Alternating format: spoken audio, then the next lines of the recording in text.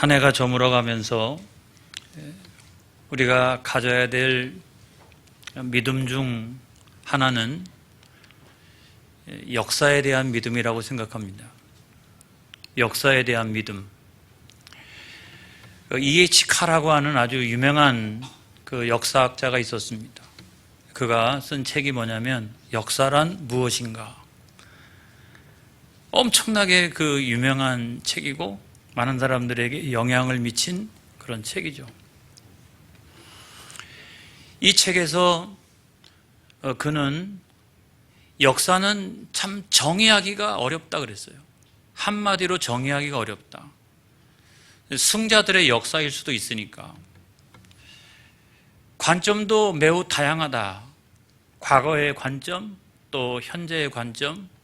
이래서 역사라고 하는 것은 어떤 그 객관적인 또는 절대적인 그런 것이 없다. 그렇게 이야기했어요. 그럼에도 불구하고 역사는 너무너무나 중요한 거야. 여러분, 역사란 무엇인가? 성경은 어떻게 정의하고 있을까요? 창세기로부터 시작해서 요한계시록까지 과연 역사란 무엇인가?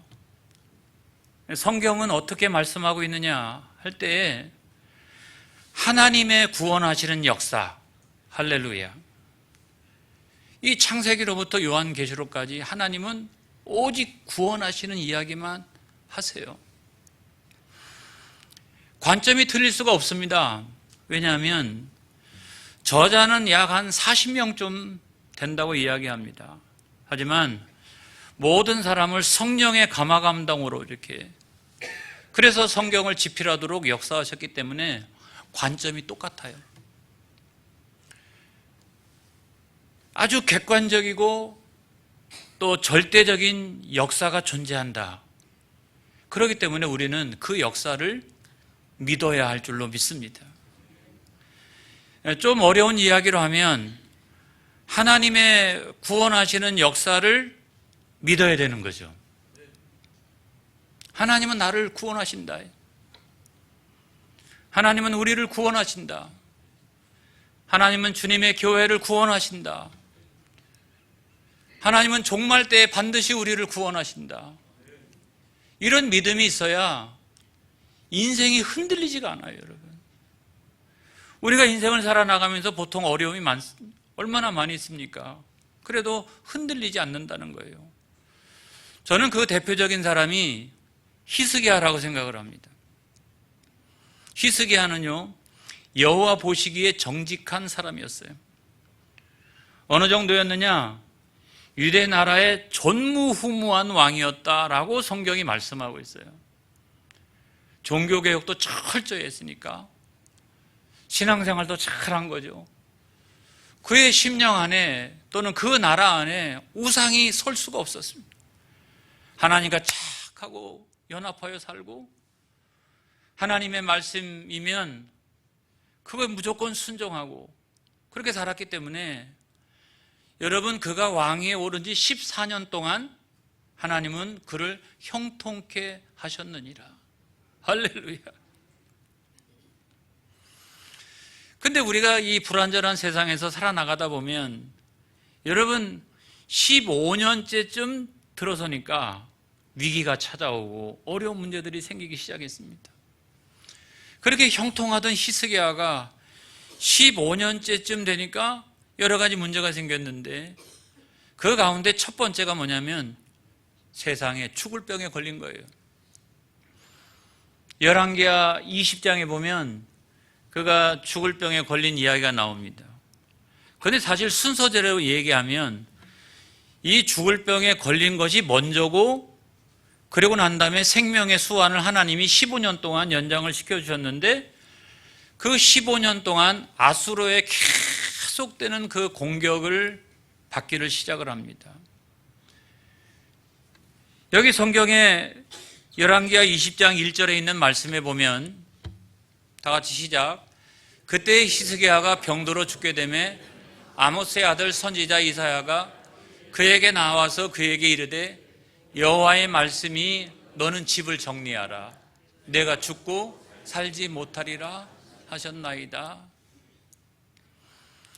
여러분, 이사야라고 하는 엄청난 선지자를 통해서 하나님 말씀하시는 거예요. 너는 죽고 살아나지 못해. 그러니까 빨리 집을 정리해라.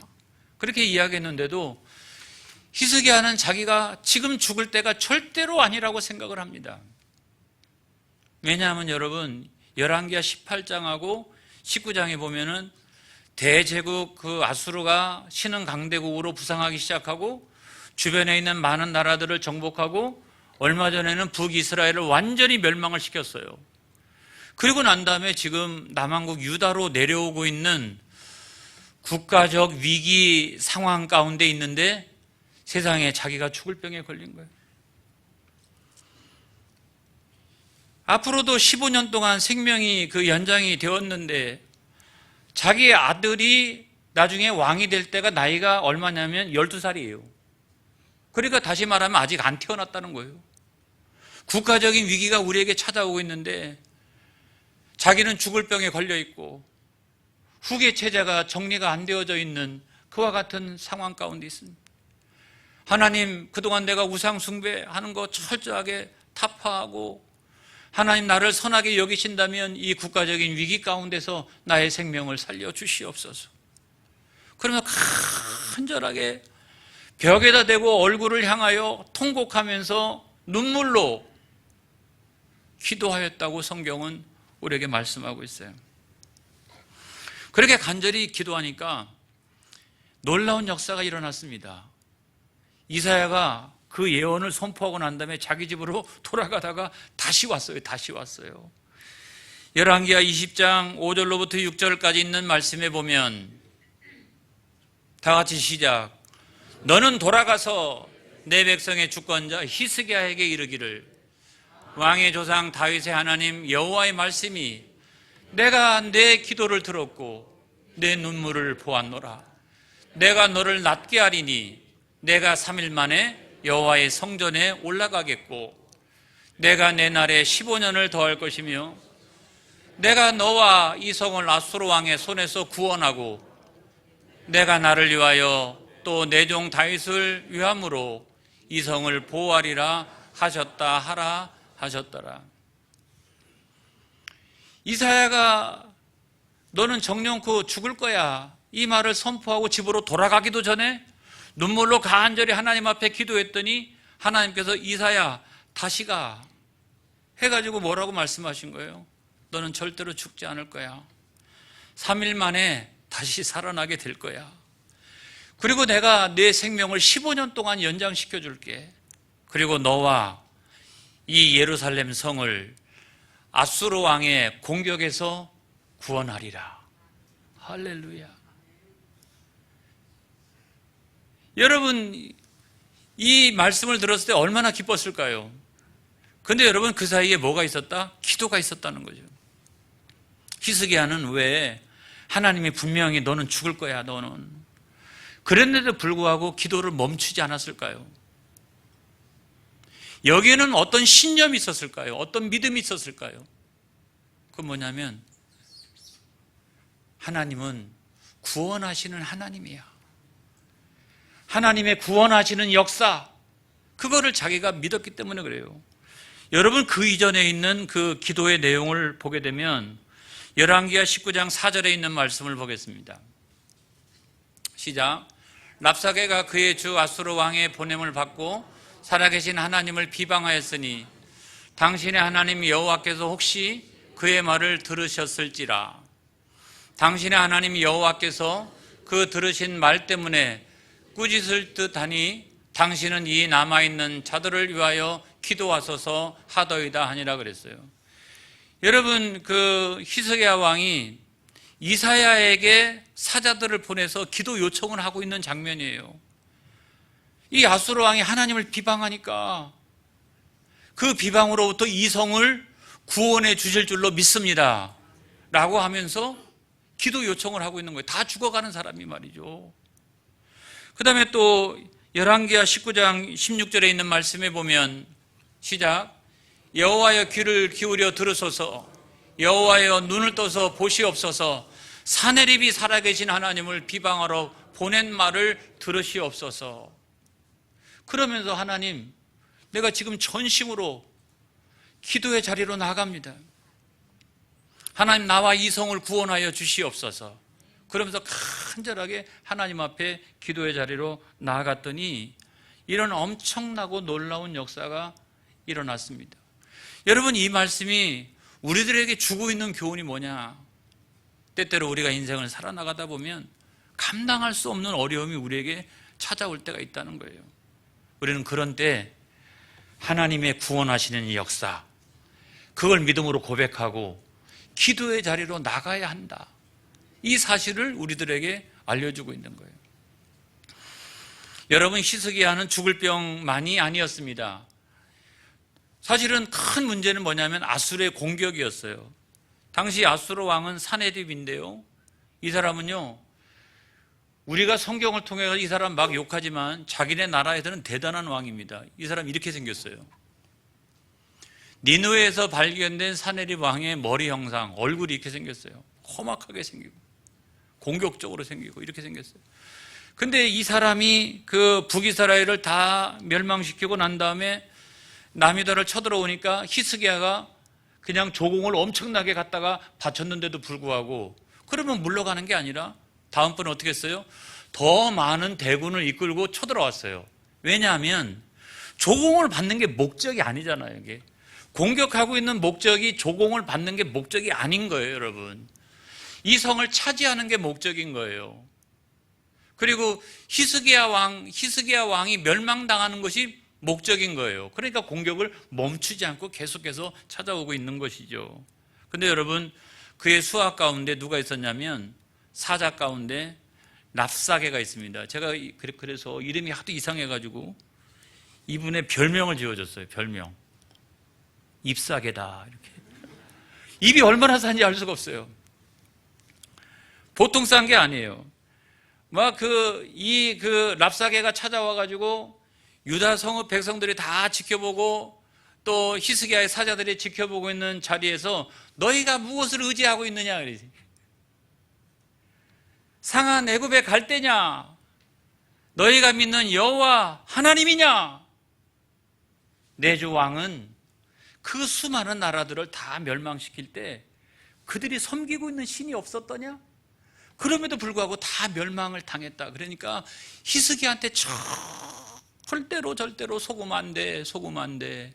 이 랍사게가 여러분 그렇게 이야기했다는 거죠. 매튜 헨리라고 하는 아주 유명한 영국의 신학자가 있습니다. 이분이 뭐로 유명하냐면 주석을 한 것으로 무지무지하게 유명합니다.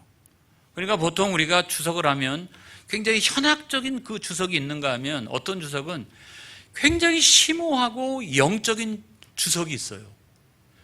근데 이분은 아주 영적인 주석으로 유명합니다. 그래서 우리가 보통 설교를 준비할 때 두 개의 주석을 참조하는데 하나는 굉장히 학문적인 주석을 하나 이렇게 참조를 합니다. 이게 역사적으로 맞냐 틀리냐 이런 거 하나 이렇게 참조하고, 그러나 설교의 포인트를 잡을 때는 이 매튜 헨리의 그 주석을 많이 참조해요. 왜냐하면 굉장히 그 영감이 아주 풍성한 그런 주석서를 만든 분으로 아주 유명한데, 이분이 이 본문을 보면서 이거는 신성모독이다 그랬어요. 이 부분을 언급하면서 이것은 신성모독이다 그랬습니다. 여러분, 우리가 잘 알고 있는 그 웨스터민스터 신앙고백서라고 하는 책이 있습니다. 그 웨스터민스터 신앙고백서 핵심 교리를 요약해 놓은 이 책에도 보면 여러분 1계명, 2계명, 3계명은 이것이 다 뭐다? 뭐와 관련되어 있는 거다? 신성모독과 관련되어 있는 것이다. 그렇게 이야기하면서 1계명은 뭐냐면 나 외에 다른 신을 섬기지 말라 이런 거 아니겠습니까? 그런데 이 랍사게가 뭐라고 얘기한 거예요? 이 세상에 수많은 왕들이 있고 나라들이 있었지만 그들이 다 자기 나라를 지키지 못했다. 그 신들이 많이 있었지만 지키지 못했다. 하물며 너희들이 섬기고 있는 여호와 하나님도 물론이다. 그러면서 여러분 자기를 우상화했잖아요. 아수르 왕을 우상화했잖아요. 1계명을 어긴 거잖아요. 이 계명은 뭡니까? 너를 위하여 우상을 만들지 말라, 이거 아닙니까? 여러분, 이것은 더 정확하게 신학적으로 표현하면 무슨 얘기냐면 이런 거예요. 성경이 말씀하고 있지 않는 방식으로 예배드리면 안 된다. 성경이 우상 숭배하지 말라고 돼 있어요. 그러니까 성경이 말씀하고 있는 방식으로 예배 드리는 것은 전부가 다 우상인 줄로 믿습니다. 근데 랍사게가 뭐라고 얘기하냐면 너희들을 다 이방인 지역으로 데려다가 족과 꿀이 흐르는 땅에서 너희들이 정말 사랑이 충만하고 행복이 충만한 곳에서 살게 해줄게. 그리고 거기서 너희들은 다른 신을 섬기며 다른 제사를 드리게 될 거야. 얼마나 좋아, 얼마나 좋아. 여러분, 뭡니까? 우상 숭배잖아요. 세 번째 계명은 뭡니까? 여호와의 이름을 망령되이 일컫지 마라, 이거 아니겠어요? 여러분, 하나님의 칭호는 늘 거룩한 데만 사용해야 합니다, 여러분. 그리고 하나님의 칭호의 거룩성이 상실된 것들은 다 죄라고 얘기하는 거예요. 근데 랍사게가 그냥 뭐 대나가나 그 신성 모독을 지금 하고 있는 거 아니겠어요? 그리고 또 한 가지는 이걸 통해 가지고 백성들을 회유하기 시작합니다. 여러분, 우리가 이 성경 말씀을 조금 더 깊이 이해해 보면 당신은 이 사람은 아람 사람이니까 아람 말로 해야 되는 거 아니겠습니까? 근데 지금 예루살렘 성전 바로 밑에서 히스기야의 사자하고 같이 이렇게 딱 만나 있는데 이 사람이요, 유대말도 해요, 유대말도. 그런데 아람말로 하는 게 아니라 막 유대말로 그 옆에 있는 백성들이 다 들으라고 막 그렇게 막 떠들어대고 있습니다. 여러분, 왜 그랬을까요? 백성들을 회유하기 위해서. 그런데 여러분, 열왕기하 18장 36절에 있는 말씀에 보면 시작. 그러나 백성이 잠잠하고 한마디도 그에게 대답하지 아니하니 이는 왕의 명령하여 대답하지 말라 하였습니다. 백성들이 꿈쩍도 안 하는 거예요. 아무리 회유하고 그렇게 해도, 비방하고 협박해도 꿈쩍하지 않는 거예요. 그래서 랍사게가 안 되겠다 생각해가지고 자기 왕을 만나러 갑니다. 근데 그때 당시 자기 왕이 어디가 있었냐면 림나에 가 있어요. 림나. 거기를 가가지고 막 이렇게 공격하고 있었는데 왕이시여, 제가 가가지고 막 백성들을 회유하고 협박하고 신성 모독을 하고 막 그렇게 해도 이 백성들이 꿈쩍도 안 합니다 라고 했더니 왕이 편지 한 장을 써주는 거예요. 편지 한 장을 딱 써주고서 이걸 가지고 가서 히스기야한테 전하라, 그렇게 얘기했는데 여러분, 그 내용이 뭐냐면 열왕기하 19장 10절에 있는 말씀입니다. 시작. 너희는 유다 왕 히스기야에게 이같이 말하여 이르기를 내가 믿는 내 하나님이 예루살렘을 아수르 왕의 손에 넘기지 아니하겠다 하는 말에 속지 말라. 야 히스기야야, 너 선지자들이 하는 말 듣지 말어. 하나님의 말씀 듣지 말어. 거기에 속지 말어. 그러면서 막 위협하는 거예요. 신성 모독하죠. 백성들을 막 이렇게 회유하죠. 세 번째는 히스기야를 막 협박하죠. 이런 상황이 딱 되니까 전쟁할 수 있는 여력이 별로 없어요. 왜냐하면 지난번에 제가 말씀드렸던 것처럼 국가 재정을 다 지난번에 갖다가 바쳤잖아요. 그러니까 할 수 있는 게 뭐가 있습니까? 이 편지를 그대로 들고서 여호와의 성전에 딱 가서 그걸 펴놓고 하나님 앞에 기도하는 것 외에는 방법이 없어요. 아니, 방법이 없어요. 이거는 하나님도 두려워하지 않고 백성들 회유하고 히스기야를 협박하고 이러는데 이거 무슨 방법이 어디 있어요? 방법이 없잖아요. 오직 하나님 앞에 나가서 기도하는 것 외에는 방법이 없는 줄로 믿습니다. 그래서 여러분, 열왕기하 19장 15절에 있는 말씀에 보면 이렇게 기도해요. 시작. 그 앞에서 히스기야가 기도하여 이르되 그룹들 위에 계신 이스라엘 하나님 여호와여, 주는 천하 만국의 홀로 하나님이시라. 주께서 천지를 만드셨나이다. 아수르 왕이 아무리 해가지고 주변에 있는 나라들을 다 정복해도 천상천하에 하나님은 한 분밖에 없나이다. 할렐루야. 하나님의 주권을 인정하고, 그런 다음에 열왕기하 19장 19절에서 이렇게 기도합니다. 시작. 우리 하나님 여호와여, 원하건대 이제 우리를 그의 손에서 구원하옵소서. 그리하시면 천하 만국이 주 여호와가 홀로 하나님이신 줄 알리이다 하니라 그랬어요. 하나님은 한 분밖에 없습니다. 그 하나님, 내가 믿사오니 나와 이 성을 구원하여 주시옵소서. 하고 간절히 하나님 앞에 여러분 기도했다는 거예요. 왜요? 이와 같은 상황에도 아무것도 할 수 없는데 왜요? 하나님의 구원하시는 역사를 믿었기 때문에 그런 거예요. 그리고 기도했던 거예요. 그랬더니 여러분 놀라운 일들이 그 다음부터 일어나기 시작을 했습니다.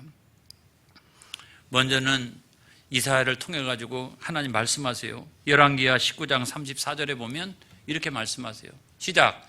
내가 나와 나의 종 다윗을 위하여 이 성을 보호하여 구원하리라 하셨나이다 하였더라. 할렐루야. 걱정하지 말아라. 걱정하지 말아라.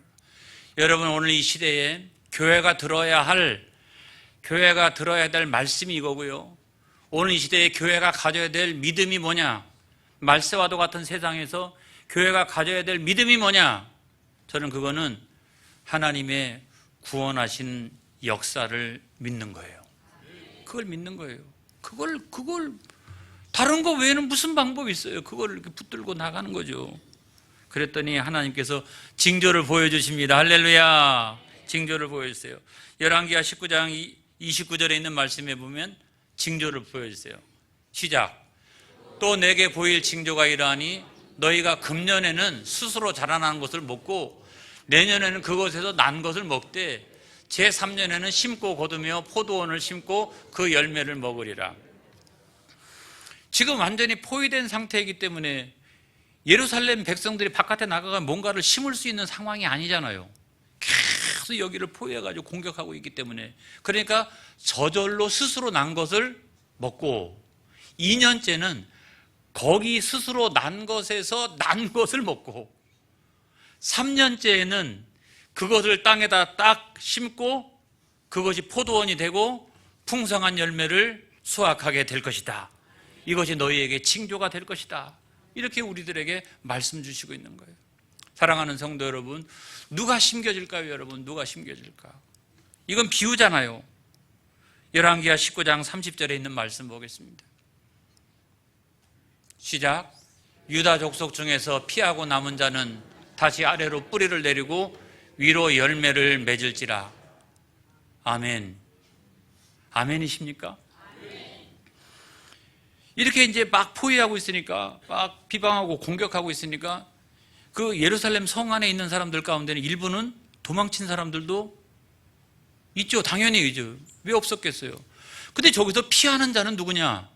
저는 도망친 자라고 생각했어요. 근데 그게 아니라 뭐냐면 어차피 그 바깥에 있어도 공격을 당해.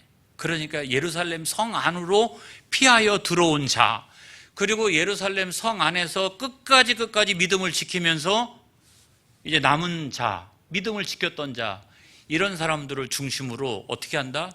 밑으로 뿌리를 내리고 위로 자라게 하여 열매를 풍성하게 하실 것이다. 여러분, 불완전한 세상에서 주님의 교회는 늘 언제나 똑같은 건 아닙니다. 제가 15년 목회했지만 어떤 분은 떠나가시는 분들도 있고요. 어떤 분은 여기서 믿음이 잘 성장하시는 분들도 있고요. 이것이 끊임없이 교체되어 갑니다. 이것이 끊임없이 교체되어 간다는 거죠. 그런데 하나님의 약속은 뭐냐면 그 남은 자와 피하는 자를 통해 가지고 뿌리를 내리고 열매를 맺게 하여 주실 것이다. 아이고 하나님, 그때가 언제 이루어집니까? 우리는 아무런 능력이 없는데. 근데 열왕기하 19장 31절에 있는 말씀에 보면 이렇게 말씀하세요. 시작. 남은 자는 예루살렘에서부터 나올 것이요 피하는 자는 시온산에서부터 나오리니 여호와의 열심히 이 일을 이루리라 하셨나이다 하니라. 아멘. 하나님의 열심히 이 일을 반드시 이루시겠다고 말씀하셔서 두 가지 현상이 일어났습니다. 하나는 예루살렘 성을 에워쌌던 18만 5천 명이 여호와의 사자가 나타나가지고 다 한꺼번에 죽었어요. 또 하나는 뭐냐면 유다가 거기서 살아남고 다시 세워져 가기 시작을 합니다. 할렐루야. 저와 여러분의 교회가 그렇게 되어지기를 주님의 이름으로 축복합니다. 주님의 이름으로 축복합니다. 할렐루야. 기도하겠습니다.